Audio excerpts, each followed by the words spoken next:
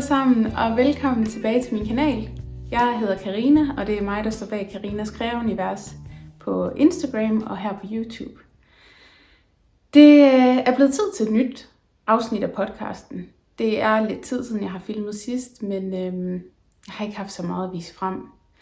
Men det synes jeg har nu, og nu havde jeg lige en weekend, hvor jeg faktisk for en gang skyld ikke havde nogen planer. Så tænkte jeg, så lad os da optage et afsnit af podcasten.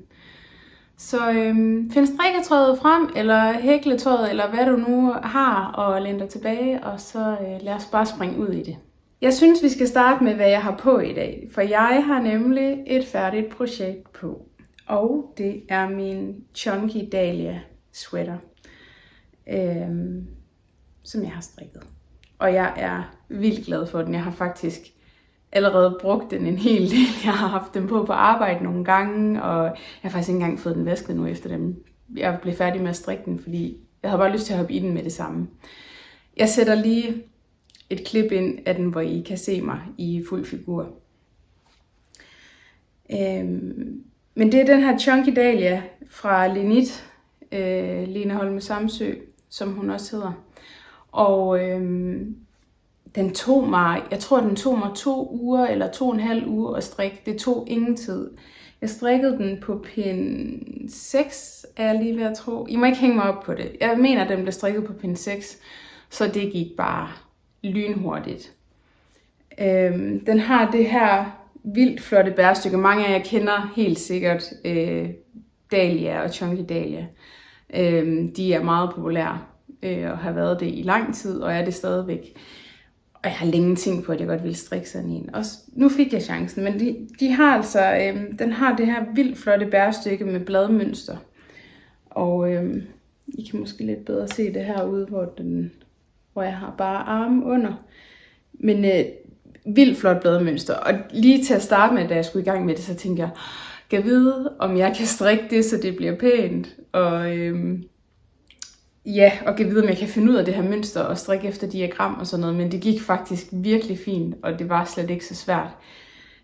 Og det er jo bare nogle gentagelser. Altså det, man skal strikke på den specifikke række, det gentager man hele rækken rundt. Så det var faktisk slet ikke så slemt. Det var det handlede lige om at være med på, hvor man var henne i diagrammet, så man var sikker på, at man fik lavet det rigtige. Men lige så snart, at man vidste, hvad man skulle strikke, så er det bare at fortsætte omgangen ud. Og ja, strikket på store pinde, det gik virkelig, virkelig hurtigt. Den er sådan lidt oversized, synes jeg.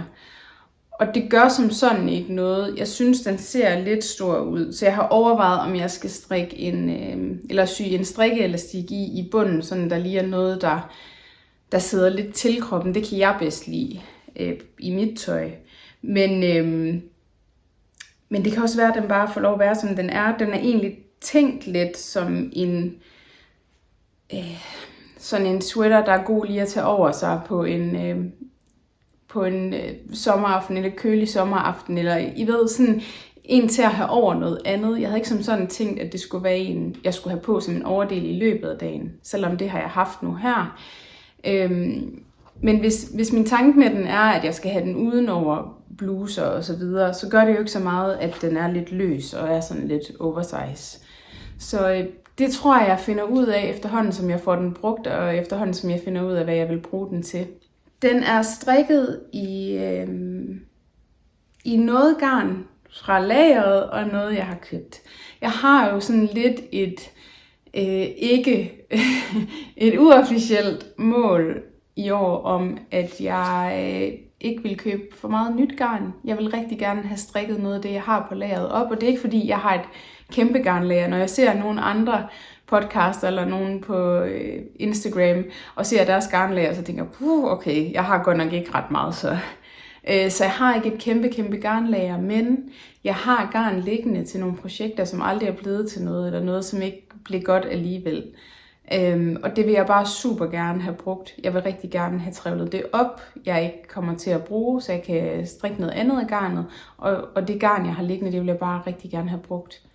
Så det er sådan lidt, det er ikke sådan, at jeg har lavet et købestop for mig selv, og jeg ikke må købe nyt garn i år. Men jeg har besluttet mig for, at jeg vil prøve at have nogle af de her projekter færdige. Også fordi det fylder lidt i mit hoved. Jeg har super mange idéer til, hvad jeg godt kunne tænke mig at strikke, men det er som om, det bliver bremset lidt af, at jeg ved, at jeg har en masse ting liggende, som jeg burde strikke. Så nu strikker jeg de ting, og så kan vi komme til de andre projekter senere hen. Det jeg så har gjort med den her, det er, at jeg har strikket i et garn, jeg fik i min adventskalender fra Smuksak.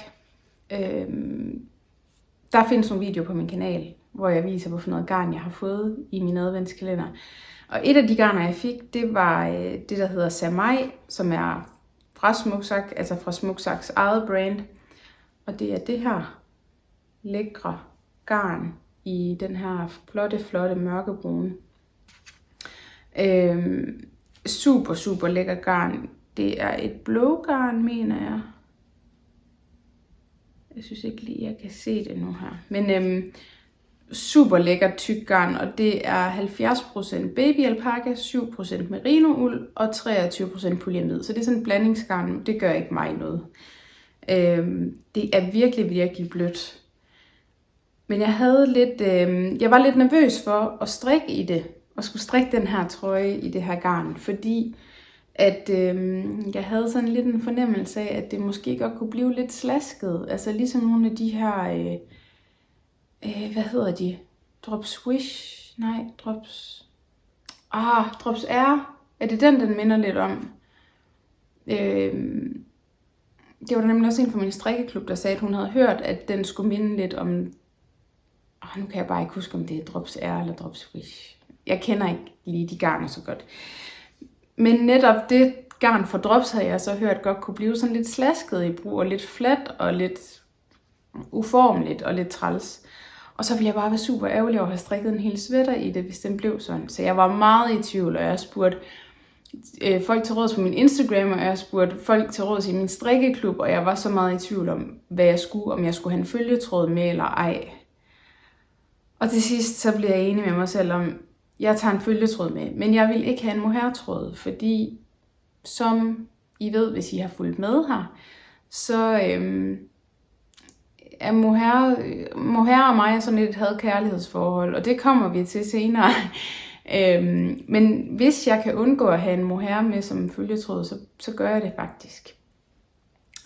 Men jeg synes alligevel, jeg var nødt til at skulle have en følgetråd med, så jeg endte faktisk med at købe en Alva fra Filcolane. Også i en mørkebrun, og de passer faktisk ret godt sammen, synes jeg. I kan se, nu prøver jeg lige at holde ærmet op her, så I kan se det færdige resultat. Det har fået sådan en fin, sådan lidt meleret effekt ved, at Alvaen den er en lille bitte smule lysere, end Samaien er. Men det er ligesom en måde at undgå mohair på, og så koster den heller ikke ret meget. Så det var også et billigt alternativ for mig nu, når jeg egentlig havde besluttet, at jeg ikke ville ud og bruge penge på garn, men strik med noget fra lageret.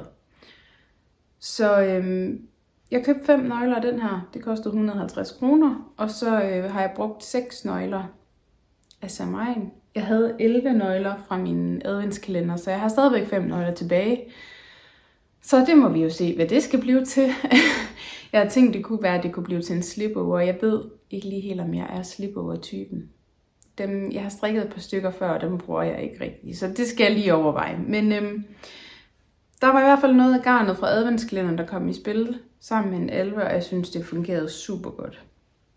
Jeg synes virkelig, den er blevet lækker. Jeg kan se her i brug, at den begynder at fnulle lidt under armene, og det er jo nok lidt svært at undgå, men det er jo heldigvis det, man har en uldkam til. Så jeg tænker, når engang jeg har taget mig sammen og har givet den et bad, så kan den få en tur med uldkammen i den forbindelse. Men indtil videre er den bare sådan oversized og lækker, og den er også rigtig god om aftenen faktisk. Hvis jeg fryser lidt, så kan man lige hoppe i den her. Jeg synes, den er lidt stor i halskanten, desværre. Den har udvidet sig lidt, så der tænker jeg måske også, at jeg skal have en strikkeelastik i.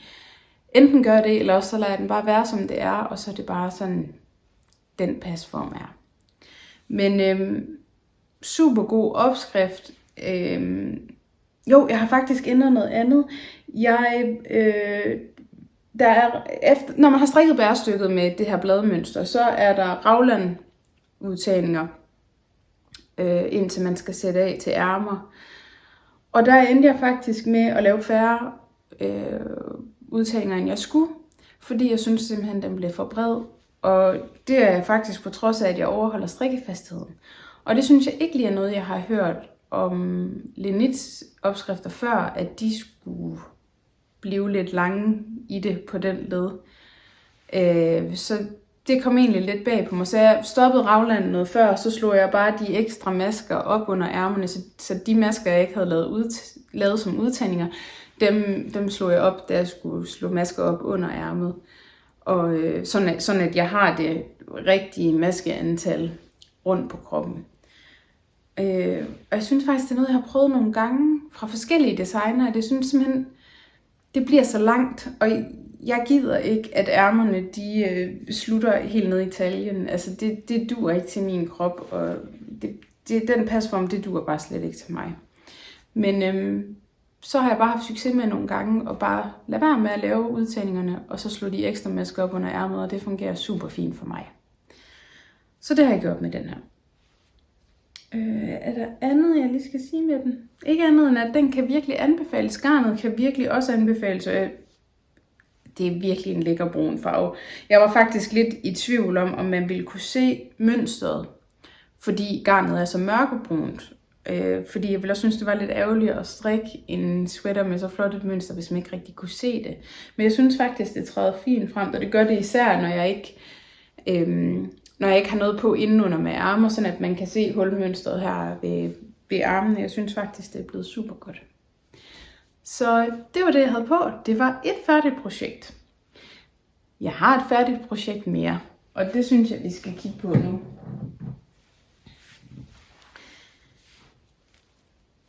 Jeg talte sidste gang om, at min kæreste Jesper, han har ønsket sig en jagtsweater, og han har selv betalt garnet til den. Jeg skulle bare strikke den. Det var aftalen. Og jeg gik så i gang med en Melange Sweater Man fra Petit Knit.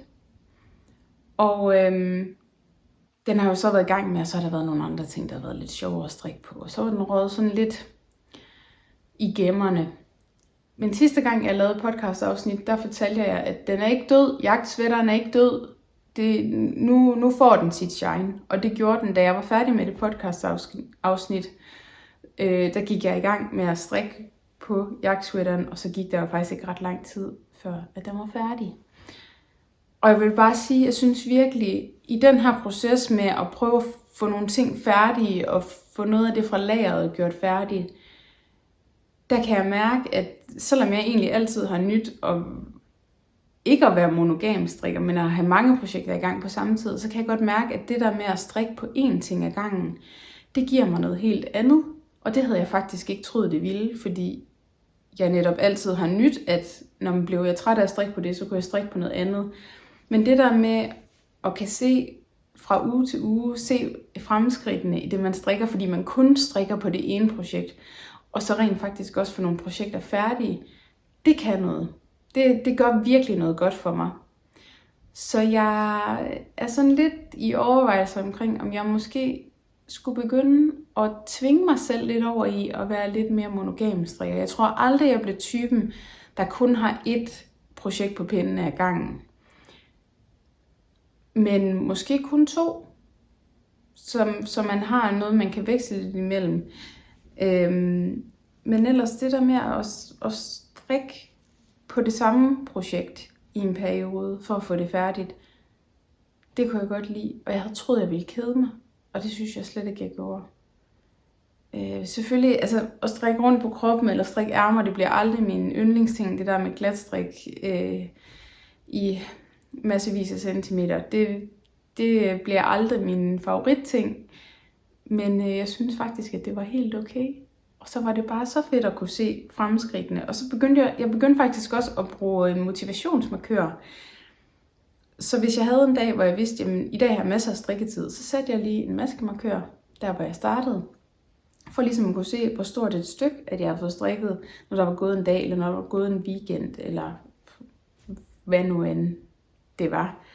Og det gav virkelig også blod på tanden, for det gik op for mig, at jeg kan rent faktisk se, hvor hurtigt det går, selvom den er strikket på pinden. strikkede jeg på pinde 4 eller 4,5, altså, så sker der alligevel en del. Så jeg er blevet færdig med Jespers sweater, og den er lige her. Og jeg har lukket Jesper til at hoppe i sweateren, og jeg har taget nogle billeder af ham, og jeg har lavet nogle små videoklip også. Så det kommer jeg lige til at klippe ind. Og så kan I jo selvfølgelig også hoppe ind på Instagram og kigge med derinde. Der skal jeg også nok dele nogle billeder af den. For jeg synes faktisk, jeg håber I kan se det, jeg synes faktisk den er blevet virkelig fin. Den er strikket i Javol fra Langjern.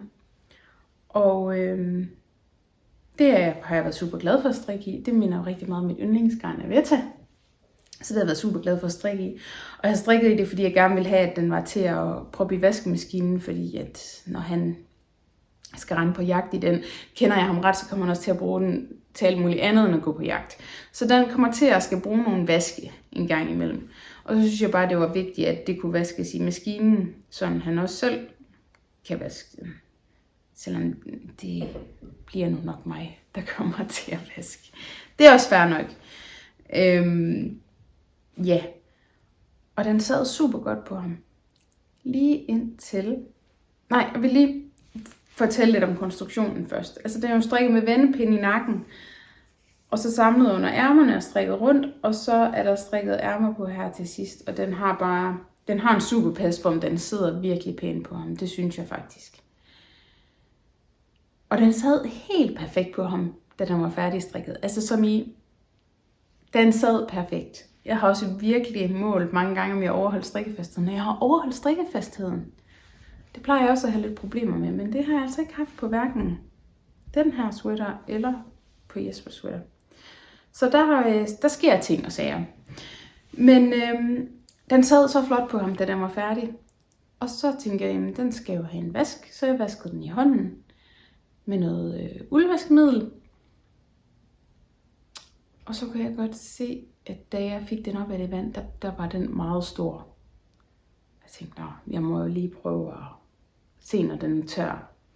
Så jeg sørgede jo for at presse vandet ud af den og lade den til tørre. Og så tog det i øvrigt 100 år, for den var tør. Det tog så mange dage. Og da den så var tør, og jeg bad Jesper om at hoppe i den, så var den bare stor, synes jeg. Altså, jeg synes, at den var lidt stor. Den var lidt for stor, og ærmerne var lidt lange. Og det er jo lidt træls, for jeg har jo haft ham til at prøve den undervejs, så jeg var sikker på, at kroppen ikke blev for lang, og ærmerne ikke blev for lange. Fordi han er ikke så høj, så han har ikke så lang en overkrop, og han har ikke så lang arme. Jeg tror faktisk, jeg har længere arme end ham. Så jeg har virkelig... Jeg har fået ham til at prøve den undervejs, så at den kunne komme til at sidde helt perfekt. Men ja, det gik jo så ikke sådan super godt. Fordi den bare voksede helt vildt. Og jeg ved simpelthen ikke, hvad der var gået galt. Og så spurgte jeg lidt til råds igen inde på Instagram, og kunne jeg så fornemme, at det har noget med garnet at gøre, at det vokser meget i vask. Og det der undrer mig lidt ved det er, at når jeg strikker strømper i Avetta, eller altså den her type garn, de vokser jo ikke i vask. Altså, det er jo sådan, at hvis jeg strikker en strømpe, der passer til en størrelse 42, altså den størrelse 45, når den er blevet vasket. Det er det, jeg ikke forstår. Måske der er nogle af jer, der er klogere end mig. Jeg synes selv, jeg er ret god til at strikke, men jeg har ikke ret meget forstand på garn. Så måske der er nogle af jer, der ved mere om det end mig. Jeg forstår ikke lige, hvorfor det vokser sådan. Men jeg søgte nogle forskellige råd, og ja, jeg ved ikke, det der med at proppe den i tørretumbleren og sådan noget, det var jeg egentlig ikke så meget for. Så det endte med, at jeg har syet strikkeelastik i halskanten, og jeg har gjort det i ærmerne, faktisk både her, hvor ribben begynder, og så også her i toppen. Og det samme har jeg gjort i ribben hernede i kroppen. Der har jeg også syet en i, der hvor ribben begynder, og der hvor den slutter. Nu kan jeg faktisk lige se, at den er gået op her i det ene ærme, så det skal jeg lige have fikset. Men det gjorde jeg simpelthen. Og da han så prøvede den på efter, at jeg havde syet elastikkerne i, så sad den meget, meget bedre. Så det har ligesom givet den lidt facon og gjort, at der er lidt hold i det på en eller anden måde. Så nu sidder den virkelig pænt, som jeg også kan se på det, jeg klipper ind. Jeg synes faktisk, den sidder rigtig pænt på ham. Men jeg er lidt ærgerlig over det. Fordi jeg ville jo helst kunne undgå at skulle sy sådan noget i, fordi jeg synes, man kan se på den rib, på den nederste rib, der kan man godt se, at der er 2 elastikker i, for den kommer til sådan at sidde og pose lidt. Men jeg tror, Jesper er ligeglad. Det er mere mig, der ser det, fordi jeg ved, at det er sådan, det er. Men ja, det har i hvert fald reddet den for nu, og så tror jeg, at næste gang den skal vaskes, så vasker jeg den i maskinen, for at se, om det kan gøre lidt. Og ja, så tænker jeg bare, at det må være en sweater, der ikke skal vaske så meget. Den må blive luftet en masse, og så må vi prøve at undgå de der vaske. Og så håber jeg, at den kan bruges. Han er i hvert fald glad for den. Han siger, at den er simpelthen så blød at have på, og den krasser bare overhovedet ikke. Så på mange måder er den en succes. Jeg tror, det er mest mig, der synes, det er træls. At pas på, at man ikke lige er, som den var tiltænkt. Men Jesper, han er glad. Så nu er vinteren jo så snart slut. Nu er foråret jo lige begyndt, men altså, der kan også være koldt i maj måned, sådan en maj morgen, når man skal på bukkejagt, så kan det være fint at have sin sweater. Så den er endelig blevet færdig. Så dejligt. Den fik en ordentlig en over nakken, og vi var på Samsø hos min svigerfamilie det var i januar måned engang.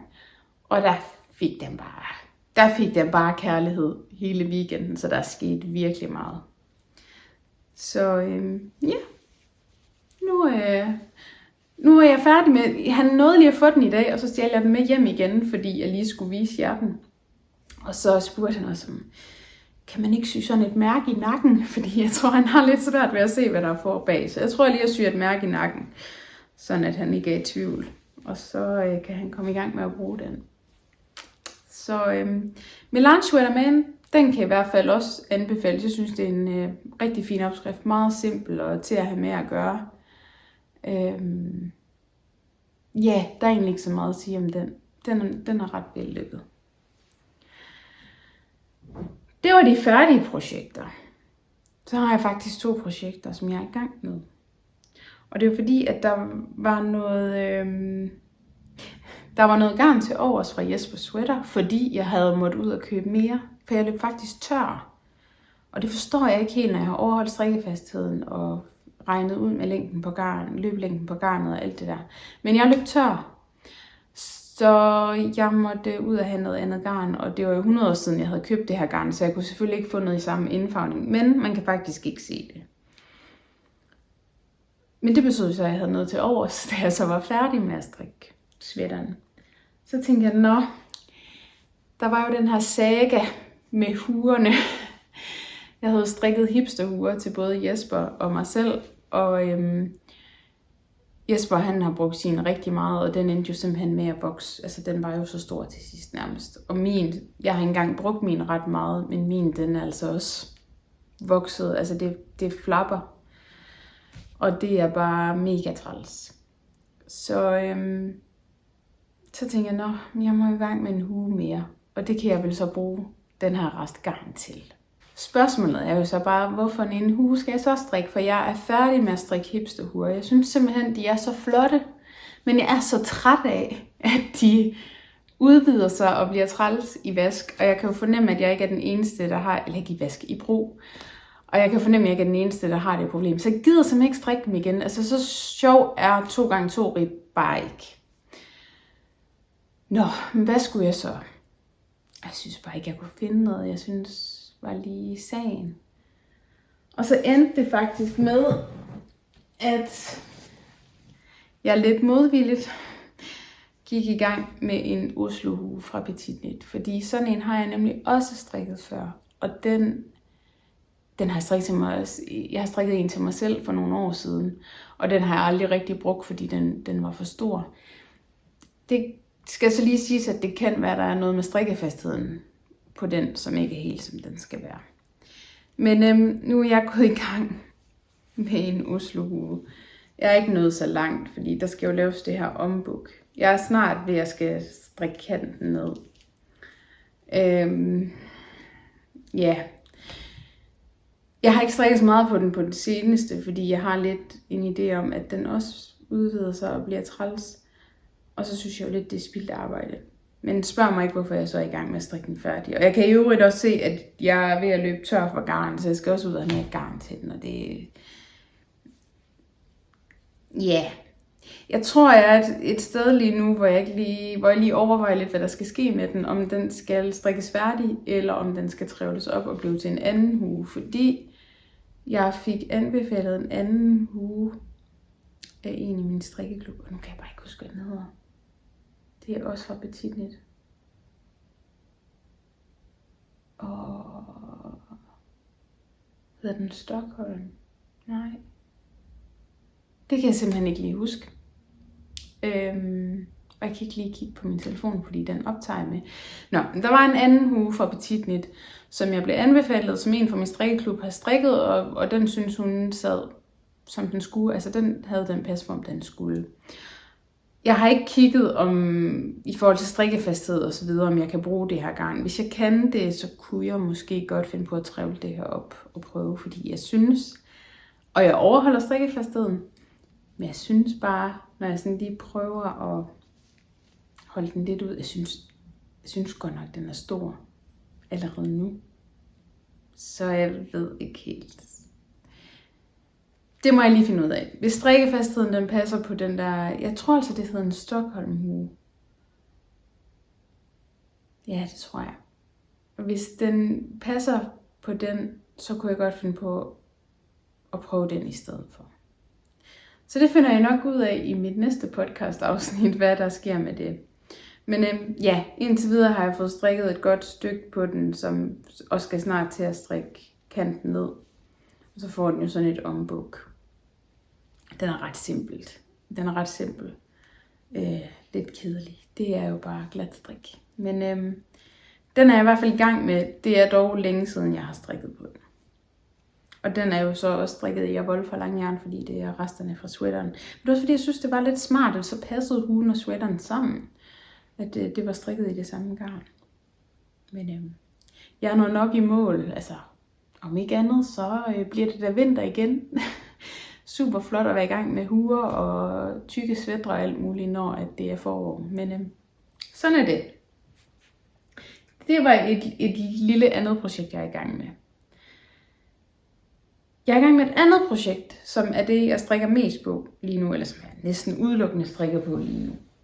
Og det er faktisk et fra garnlageret, fordi jeg for 100 år siden købte garn til en september sweater. Og det er den her fra Petit Knit.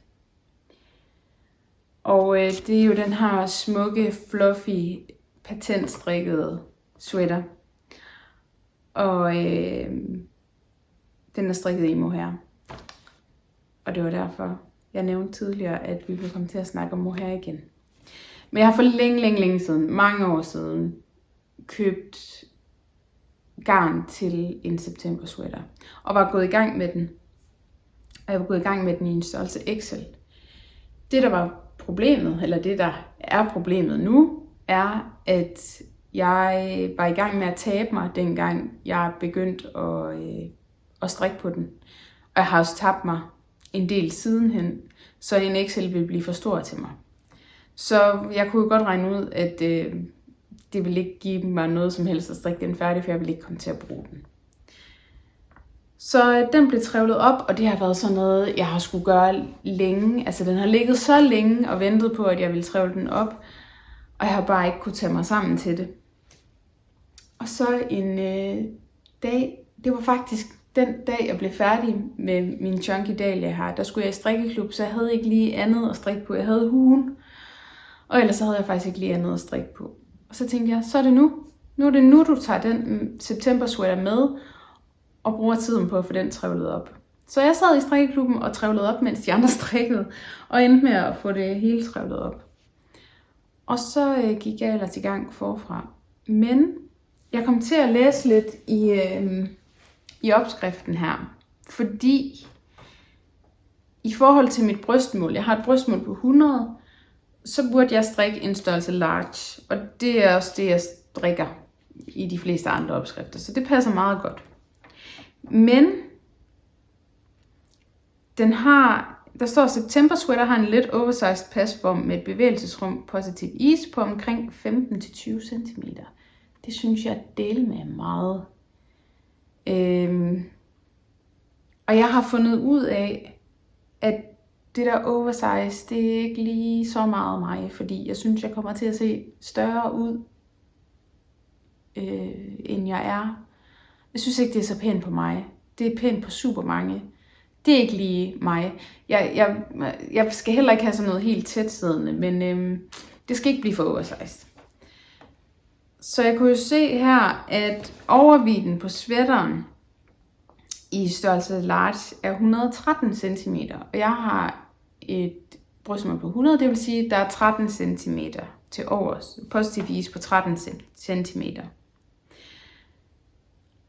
Så står der dog også her, at patentstrik vil udvide sig en anelse i bredden ved vask og i brug. Derfor kan du regne med, at din September Sweater vil vokse omtrent 4-8 cm i overvidden i forhold til de mål, der er angivet på forsiden af opskriften. Så hvis vi nu lige prøver at regne lidt i rundetal, størrelse large er 113 cm, og den vokser 4-8 cm, lad os sige, at den vokser 7 cm, så er vi på 120 cm. Og jeg har brystmål på 100, det vil sige, at den har positiv is på 20 cm. Det synes jeg var alt for meget til min smag. Så jeg er faktisk i gang med at strikke min størrelse medium. Men jeg er bare så meget i tvivl, fordi jeg synes, den ser lille ud. Men jeg har prøvet den på. Jeg har sat fra til ærmer. Jeg skal nok lige vise jer det om lidt. Jeg har sat fra til ærmer. Jeg har prøvet den på, og det kommer til at sidde helt fint. Især hvis det så lige vokser nogle centimeter, så kommer det til at sidde helt perfekt. Men ja, jeg håber ikke, at den bliver for lille. Jeg håber ikke, den bliver for stram. Men så må jeg jo pille den op igen. Jeg har jo pillet den op en gang, så kan jeg jo give mig til at gøre det igen. Selvom det håber jeg ikke. Men det er jo den her patentstrikkede sag, som er strikket mohair. Og jeg strikker i tynd silk mohair fra Sandnes. Og jeg ved ikke hvorfor, men jeg kan bare huske den farve, den hedder isblå.